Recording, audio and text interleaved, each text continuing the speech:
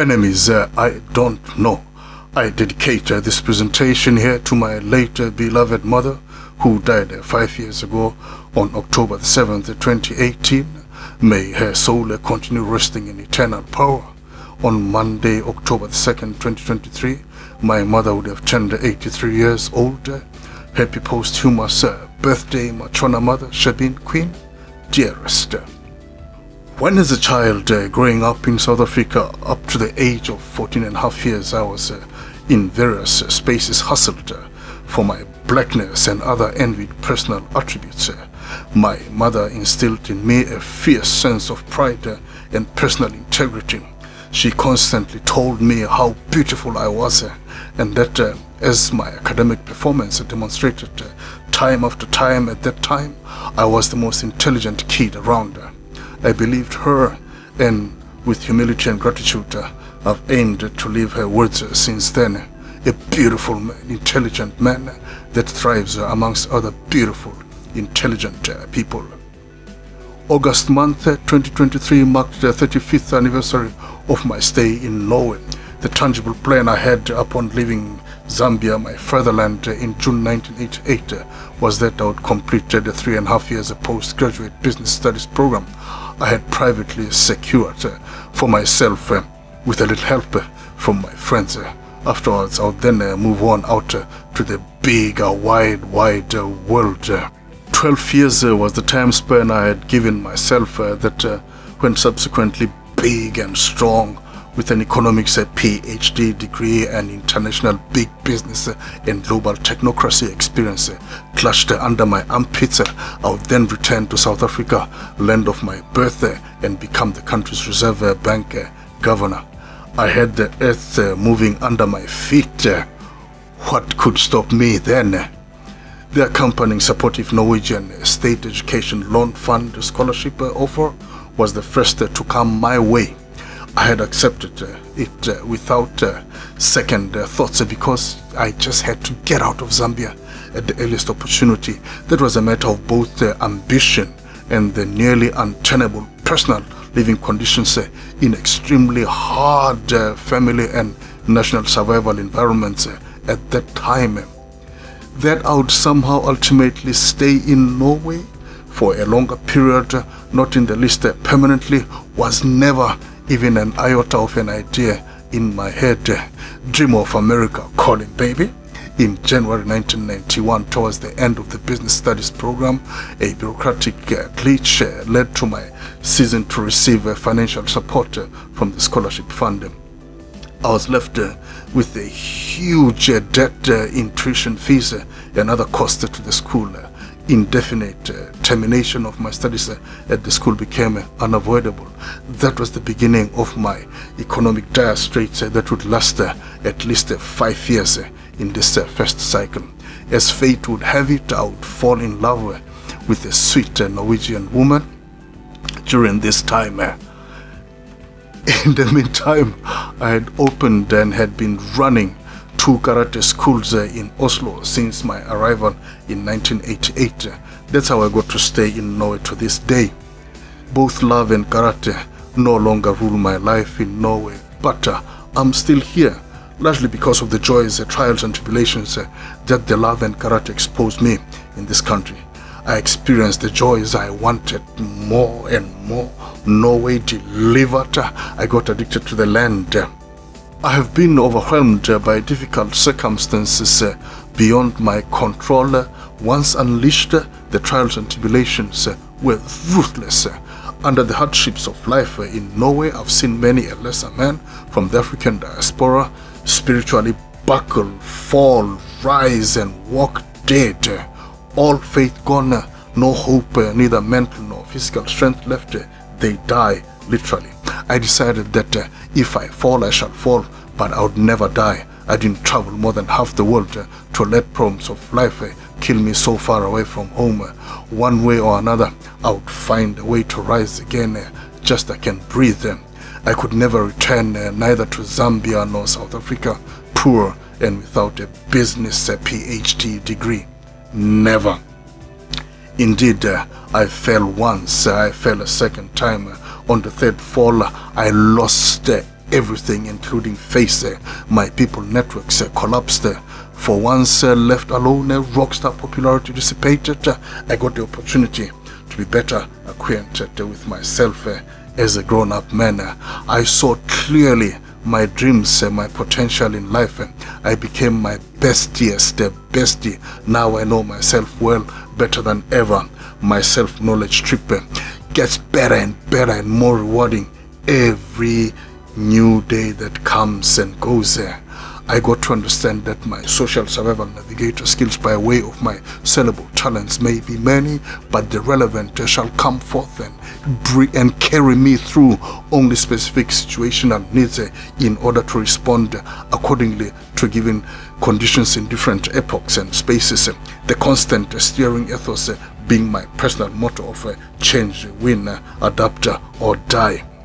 I've learned to change perspectives, acquire new skills sets, and adopt varying modus operandi to ensure victory in the face of adversity, no matter how long it takes. This knowledge also helps me to take it to the next level, what I already know and works in my favor presently. Concurrent with applicable talents, the ability to adapt to and flow with the currents of changing or changed circumstances is a powerful tool for success for me. I have yet to die. I might talk about death on the other side, should I die.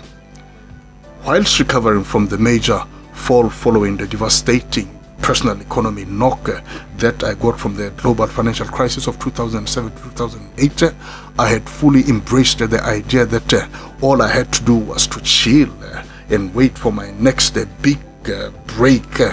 I had suffered enough. I had learned more about myself and ways of the world to know that I had to stay alert, fresh and strong for the impending big break, whatever it would be, wherever it would take me, and whatever it would do with me. It was a painful wait, much reading, thinking and writing rechanneled the emotional and mental torment to the enhancement of my creative potential as a writer. If I can read about it, I can write about it, tell a story about it in my own words.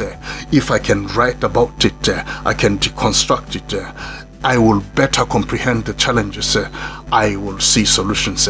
If I can write about it, I can dream. If I can dream, I can hope. My faith is shaped in the messages of my dreams. My writings tell the story that everything's gonna be all right ahead. Keep moving. I've been through so many personal falls and rises that I know when an opportunity for my self-reinvention is nigh. The feeling of anticipation I get in times like these is like no other. I become larger than life in my thoughts, so that when the opportunity for me to rise again arrives, I won't lose control of my sensibilities. Whilst I had visions of yet another multi-million-dollar international trade business venture, as the book writing inspiration suddenly revealed itself one fine morning in August 2015, I knew that my real calling had finally come home. I got into a frenzy, feeling like one possessed by the spirits of our greatest ever historical and contemporary world authors. I went on to write the first of my dream of 1,000 plus books before I turned 100 years old. The debut novel, When the Mighty Fall, Rise Again, Mind Games, I wrote in 14 days. It became about the story of my first 25 years in Norway, presented in a semi-autobiographical or fantasy memoir format. Intense emotions and scenes arise in the book. Boundaries are pushed and crossed. Limitations are overcome. People reset themselves and their lives. Stereotypes are crushed, all played out by at least equally intense and exceptional characters. The book has changed my life. It has made me a better person. It started the process by which I continue to learn and understand humanity and our universe better. The more I write and think and write. Working with the book from the start and living with the variable impacts it continues to have on its readers are a constant in real-time steep learning curve. I guess it's a mark of a significant book when the author gets a mixed bag of strong reactions from the readers. Acquire and read the book for yourself so that you can make your own conclusions. Love or hate me as you wish, it is your prerogative in the free world. If you wish to destroy me for your hate, I won't take you lying on my back. My embracing this book writing calling of mine was with a clear awareness that my works would never be appreciated by all. I've in my life read more than enough books to appreciate that fact well. I've over the years come across numerous literary critiques on various media also. What has shocked me though is the gross misinterpretation of my thoughts and intentions in and with the aforementioned book. This has been especially so given that it is the least expected section of my readership that has been thoroughly brutal in their condemnation of me and the book. Perhaps this makes the point for writers knowing about their actual and potential target readers. However, as for me, to the extent that I so far write personally inspired factual and fictional narratives as opposed to formal academic or professional literature, I in principle write for myself. I could never write if I went around thinking about who my readers are or shall be and how they will judge my works eventually. Working clandestinely, my aforementioned brutal critics on utterly wrongful, naive conjectures have gone around tarnishing my reputation in Norway. People read my books. In their readings, they come face to face with demons they conjure for themselves. They panic, lose it. They judge and punish me without a trial. Pathetic. Because my conscience is clear and because of my resolute dedication to growing and developing my creative writing talent and occupation to the 1000th book and beyond, the hurt and emotional tremor I initially felt are gone. I'm healed. I'm strong. I'm on the rise again, destined for higher and higher heights of success than ever. I've written 8 more books since when the Mighty Fall publication. I'm on the roll, right on track. No one, nothing can stop me. Traveling from Lusaka back to Oslo with Qatar Airways 4 weeks ago, it was on the first leg of the trip Lusaka-Doha that I took time to take a deep dive into reflections of my highs and lows in Norway over the years. I couldn't help but dwell upon encounters with some really bad people that have always been there to hinder my climb to success in the things that I do by way of making a living in the country. The bad people were in total contrast to the loving and caring ones that I met during my short family matters visit in Lusaka from August 20th to 29th, 2023. These bad people have striven to ever hamper my genuine efforts to work to be a decent human being with a well-intended commitment to my personal aspiration of adding value to society to the extent that I'm resourceful and productive. And some have been outright about their dislike of and disdain for me. I can live with that. Others have turned out to be Judases in the end, a sickening lot that once ranked high as confidence in my work.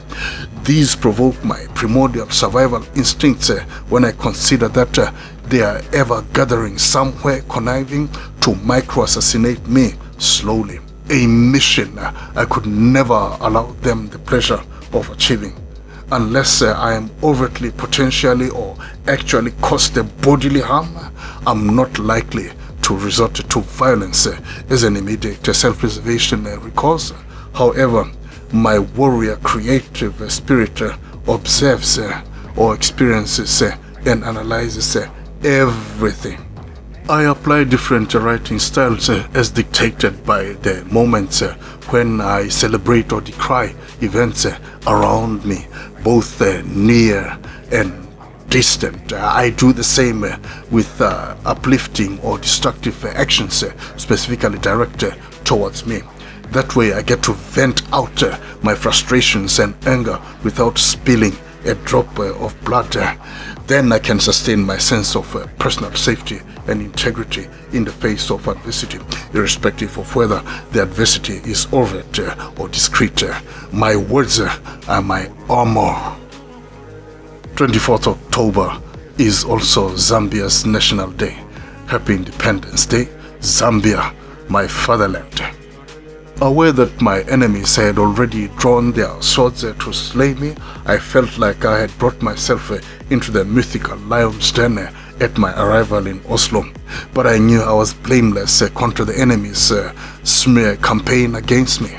I'm grandson of a Daniel, father of my mother. The biblical Daniel was, and I quote, saved from lions by the God of Israel because he was found blameless before him. Read Daniel chapter 6 verse 20-22. So I'm still intact, standing tall, breathing happy and free, crafting words into literal expressions of my efforts to make sense of my world. Similar to other writings of mine addressing my personal life conditions and state of being, owing to simply being who I am and the personal traces that I make all the time. I've written the poem not out of a need to defend, explain or justify myself. I do not seek any validation nor accolades from some Jack and Jills anywhere either. I listen only to my teachers, to men and women of authentic benevolence, proven mediums of global human excellence, love and peace. I primarily write to purify my soul, ease my pains and fortify my spirit. I write as a good intention, the free, have no fear spirit, with nothing to hide in a free world. I feel good about what I do. I know I'm good at it, and that's all that matters to me. It is what it is. I am that I am. Take me or leave me, as it is your prerogative in your free world. I publish my works in response to what I feel to be a higher call to share my thoughts with those that want to hear my words. This call inspires me to aspire, to teach, to speak for the young, the weak and vulnerable, the afraid, the oppressed, the voiceless. That from my life experiences as lived in moments in time, also as learned from hearing the voices of others that are much wiser than me. The wiser than me being my teachers across the border, including some of the most impactful historical and contemporary philosophical and spiritual wells of wisdom of the world, all from one-on-one teachings and discussions with the living, or through consumption of the wisest thoughts through the variety of multimedia platforms available in our times, from the written word in books to sight, sound and motion presentations in live theaters and cinema, television and computer screens. Thanks to the power of the internet, we today have the said multimedia platforms compressed and collapsed into the palms of our hands via mobile telephone technology. Knowledge acquisition and dissemination of the same, verification of facts and propagation of truths, debunking of falsities and crushing of conspiracy theories are all at the tips of our fingers these days. Therefore, those that manage their lives on unchecked assumptions, uninformed, factually fallacious decision-making tendencies, do so at their own peril. And the poem reads, enemies I don't know, self-made enemies of me, people I don't know, lurk in dark corners I don't know, wish me dead. They don't know I'm a free soul of the light. I don't know how to hide. I don't know how to die. Darkness cannot contain me, invincible to eyes that see. I worry but little of fools groping in the dark, hoping for a lucky strike to annihilate me. I'm not in a state of war. I fear no drones, nor stealth missiles, threats to my soul of the light defense system. My shield is my words. I push back with my voice. I sing one moment, I preach the next day. I wail this moment. The moment I growl, earth trembles under my feet. Self-made new enemies of me, faceless people. I don't know, fools with reasons for enmity. I don't know, duped in fake storytelling tales of witches in fright of demons, of them confronting them in the glow of light, permeating the darkest recesses of the universe, in fright fight shadows of themselves in the dark, tumbling in muddy feces of their own, gathered in trenches of merciless conspiracy constructs meant to implode a free soul of the light they cannot see. I could never collapse into myself, squash me, sprout as particles of my flesh and bones in deep waters. Delusionals don't know that's the closest they'll ever come to harming me. Envious fools don't know me. Inconsequential fools will never see me. Repugnant fools embraced by darkness. I don't know darkness. I don't care about them. I cannot run away from the light. I have nothing to hide. I don't know how to hide. I have nowhere to hide. Not even a tomb can contain me.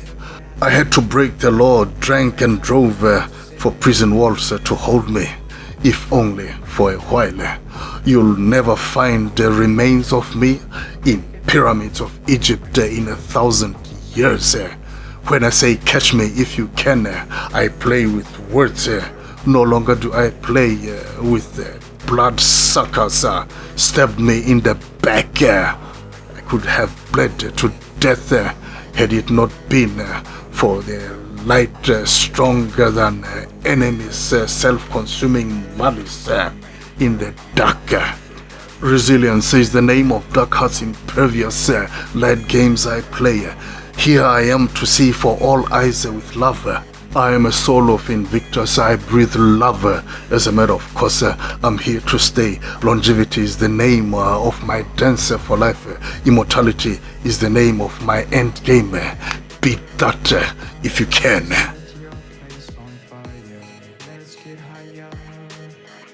On the 24th of October 2019, I wrote the following article on my private blog, ChilemboWarriorMoves.com. Illusions in my world.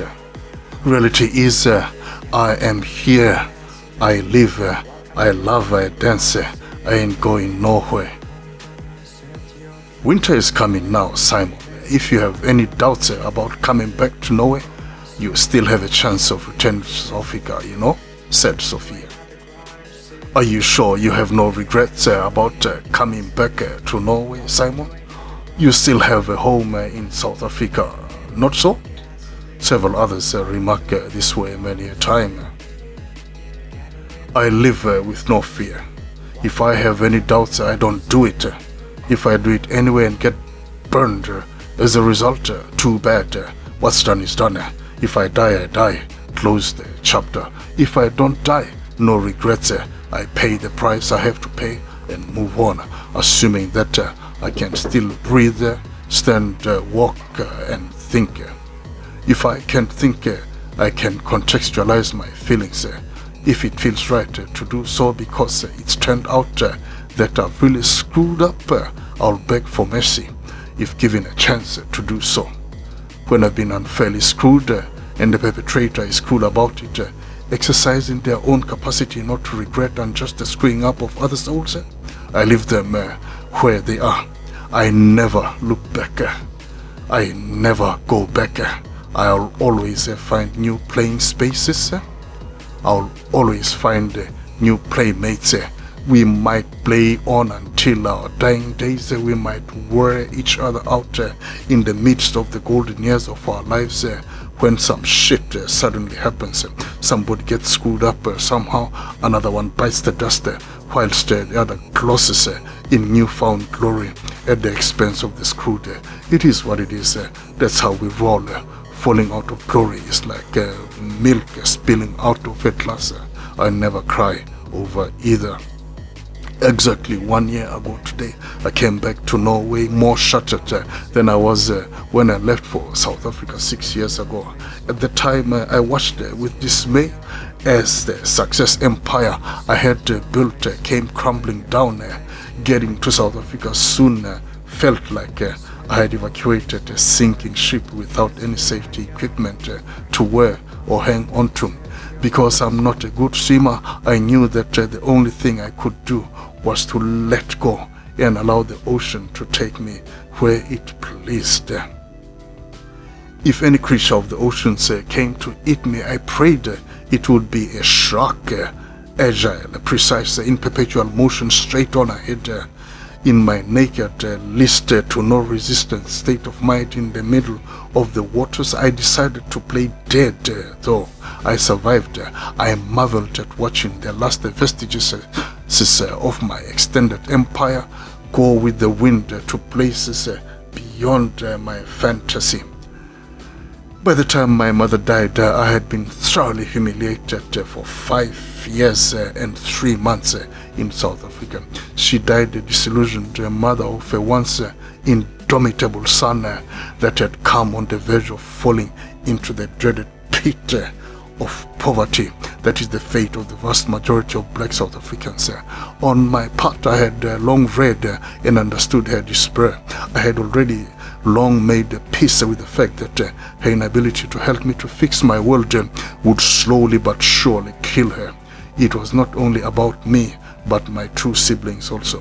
But I had previously been a pillar of strength for the family. I know that in her old age, my mother's fear of living in abject poverty ate her soul like cancer did body cells. So I'm convinced that her death released her to a place of lasting peace and abundance. I know that's where she aspired to achieve during her lifetime anyway. My fourth novel and sixth book, my Chona mother, Shebeen Queen, is inspired by my observation of hers and other mothers and wives' lives in South Africa. Through this, I reflect on the challenges of wifehood and parenthood in oppressive societies the world over. On the eve of my mother's burial, I was threatened with a bullet in the head. My torment in South Africa had come to a head. I had to leave.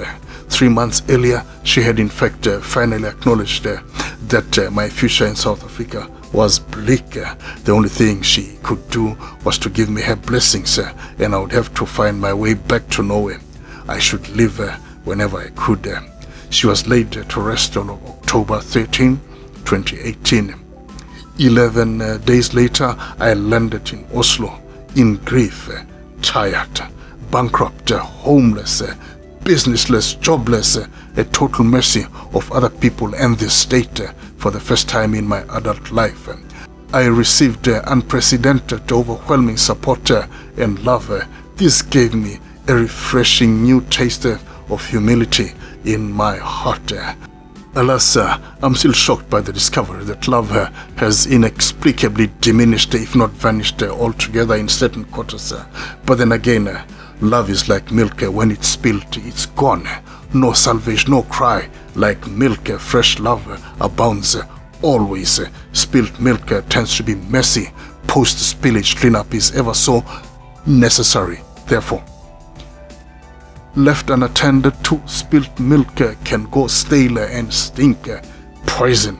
There is a poisonous dark cloud of love lost hanging over my head. Apparently this cloud is at alarming speed, spreading itself throughout the extent of domains of my continued existence as a free and happy man of the world. I now feel that the time has come for me to dissipate the treacherous cloud. Had I lived a hermetic life somewhere oblivious to the real world of real people, I really wouldn't bother. My imperfections notwithstanding, as an ethically conscious man living in a morally charged world, I have no doubt as to my personal integrity in every step I make every day of my life. It isn't just about my ego. I respond from a need to protect the honor and legacy of my late parents. Through the latter, I reach out to my ancestral spirits throughout the entire sub-Saharan Africa. My own legacy matters too. It's not just about me. It's all in the name of the living of my people in the aforementioned part of the world, particularly my clans in Zambia and South Africa. I have in mind my bosom friends, my godchildren, my teachers and colleagues all over the world throughout my life's journey. Thus far as well, I intend to stay the course until my last breath on earth, which won't be tomorrow. I'm here for the long haul. My thoughts also go to all the people, the lives of whom I have impacted before. I impacted today, and I shall be allowed to impact in the future. Everywhere in the world, my raison d'etre, it is my wish and hope that all the people falling into this broad category shall never feel shame, embarrassment, guilt, or fear at the mention of or thoughts of my name, my deeds, my legacy. I'm proud of my roots. I'm protective of my heritage. I value highly the love and faith of my confidants. I'm in awe of the big religious and philosophical thoughts of the world that daily inspire and guide me in my search for liberatory enlightenment in the labyrinth of life. Truth must never shy away from me. With the poisonous dark cloud of love lost hanging over my head cleared, the following shall be revealed. I have been unilaterally charged and convicted without a trial. I'm not a sexual pervert. I'm not a dirty old man. I'm not a sexual predator. I'm not a pedophile, neither in practice nor by inclination. I'm not a rapist. I'm not into the habit of imposing my sexual power over women. I'm not in the habit of taking advantage of sick, weak, and vulnerable women. I'm not a sexual manipulator. I'm not a philanderer. I shall never engage in sexual intercourse at any price with anything. I love power, but I'm not power hungry. I'm not a power monger.